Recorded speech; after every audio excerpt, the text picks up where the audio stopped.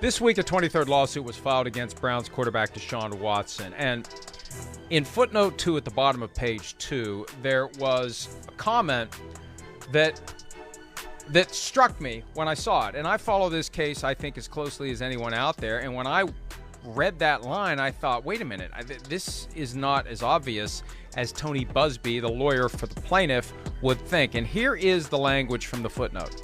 Of course, we now know that Deshaun Watson offered each plaintiff $100,000 to settle their cases, but not all would accept that amount due to the aggressive non-disclosure agreement that Watson's team proposed. That was the language that made me say, am I missing something here? Do I just forget this? Is this, of course we now know. We don't know. We'd never seen that. It had never been reported, and I went and checked last night. The only thing that had ever been reported, the Daily Beast reported that one of the 22 plaintiffs at one point was offered $100,000. That is different from saying they all were offered $100,000 with an aggressive non-disclosure agreement that some of them decided not to sign. And that is a complete 180 from earlier in the year, 2021, when it was Tony Buzbee, who represents the 22 plaintiffs, who wanted the non-disclosure agreement, and Rusty Hardin, who represents Deshaun Watson, saying it all needs to be public. Because Buzbee, as Hardin has said, didn't want people to know how little his clients got.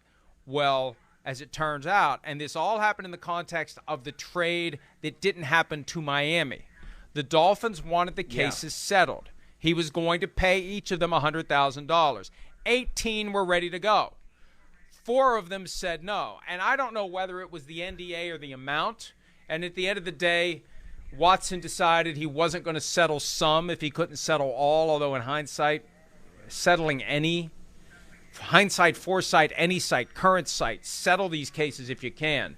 But this NDA, and Watson's camp would say, well, Deshaun didn't want the NDA, the Dolphins did. Well, the Dolphins aren't parties to this lawsuit. They don't come to the table and say to Tony Buzbee, we want your clients to sign an NDA. They say to Deshaun Watson, if we are going to trade for you, you have to get these cases settled with an NDA. And Watson says, okay, I'll do it. So even if it wasn't Watson's idea, if he's doing it to facilitate a trade to the Dolphins, he's the one who's asking for it. His team asked for the NDA.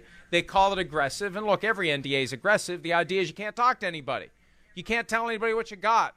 I've been the lawyer on both sides of the NDA. All you can say is the matter has been resolved. You can't talk about the amount. You can't even say it's been settled with a cash payment. All you say is it's been resolved, period.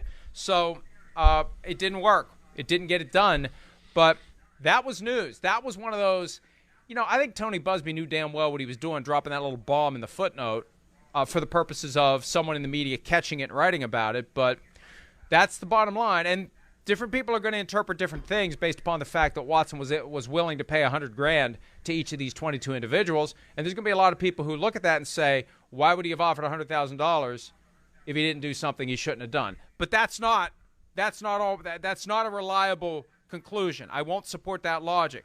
Sometimes it makes good business sense to purchase peace, treat it as a transaction in order to get past this and move forward. He wanted to play last year for the Dolphins, so this was part of the price to pay to go play for the Dolphins. Mike, when Deshaun Watson signed this guaranteed contract, 5 years, $230 million with the Cleveland Browns, I basically said at the time, and I continue to say it, I think it is one of the worst transactions I've ever seen an NFL owner make. And it isn't that Deshaun Watson as a football player isn't worth $230 million over a 5-year period. There's very little to do with it. It is signing a player who has 22 swords of Damocles hanging over his head. And this week, that became a 23rd sword of Damocles hanging over his head, because obviously now another woman has joined the parade of civil lawsuits against Deshaun Watson with, I would say, some harrowing accusations about sexual misconduct by Deshaun Watson. And And I said at the time, and this, I wrote a damning story at the top of my column when the Browns did this. I thought it was an absolute, total disgrace. And I continue to think so. But what I said at the time is that this is basically going to be the distraction that keeps on distracting. And what has happened now over the last couple of weeks with Deshaun Watson? I'll tell you what has happened. HBO on Real Sports has two women who come out and talk about their very negative experiences with Watson as professional massage therapists. Then this week, there's even more. A 23rd woman joining the civil suits. Then last night, with what you said, that he's already offered to all of the women $100,000 to make this go away. So if you've done nothing wrong whatsoever, and I mean nothing, and then you offer $2.2 million to people who've accused you of doing something wrong, does that lead to public opinion then thinking that you've done nothing wrong? No, it does not. It leads to public opinion thinking that, yes, we just want to make this go away and go on with the career, and probably that was the smart thing for him to do, to make that offer. But, it's hard to make an offer like that when you are absolutely, totally without any fault. And that is the thing. This is not going away, and it's going to continue to be a black eye and a black cloud over the Cleveland Browns until all of these civil cases are adjudicated and until he finishes serving whatever sanction the league hands down. And Watson would say that the money was offered for one reason only, so he could get the trade that he wanted, so he could try to play football, even though the Dolphins were under the impression, I've heard multiple times, that it was going to be a 6-game suspension of Deshaun Watson if he settled those cases. But, in hindsight, if he'd have been traded last year to the Dolphins, he wouldn't have gotten a $230 million fully guaranteed contract on the way through the door.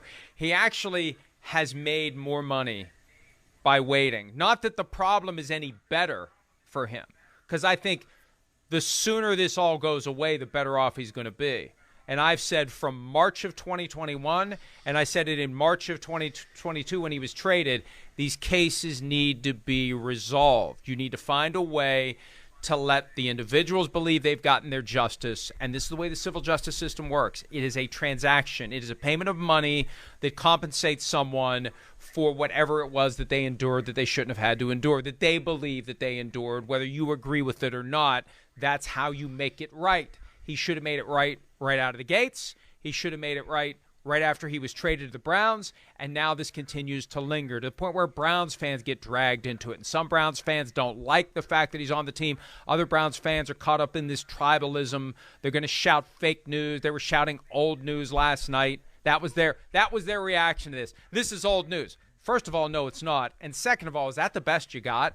Is that really the best you got? You're going to try to shout me down because you think it's old news when it's not old news. But, hey, that's what fans do.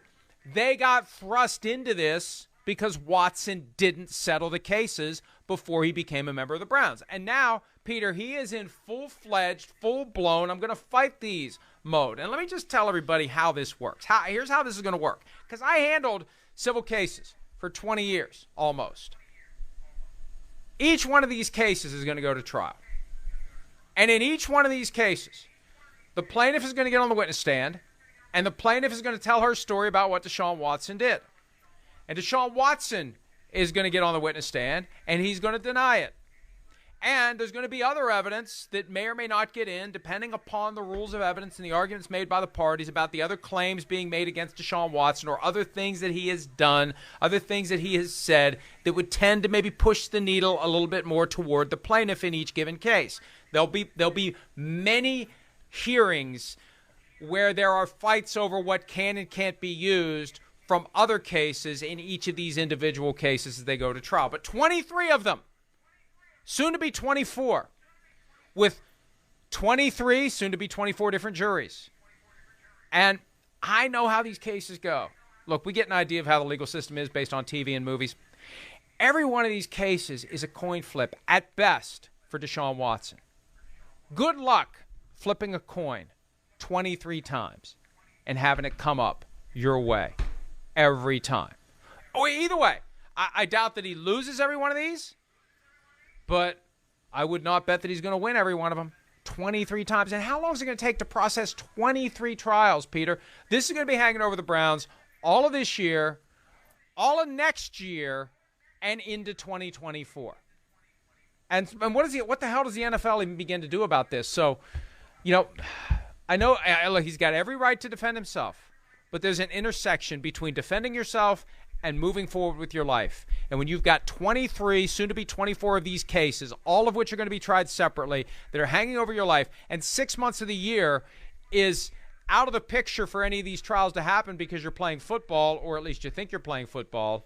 That'd be the best thing. Hey, Peter, the best thing for him, now that I just kind of thought of this, just suspend him for the whole year and let him focus on these cases and just get these damn cases behind him.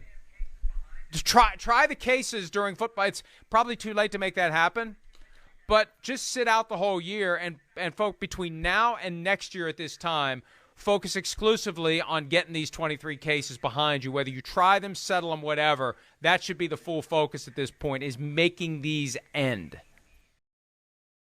Hi, I'm Mike Tirico, and thanks for watching.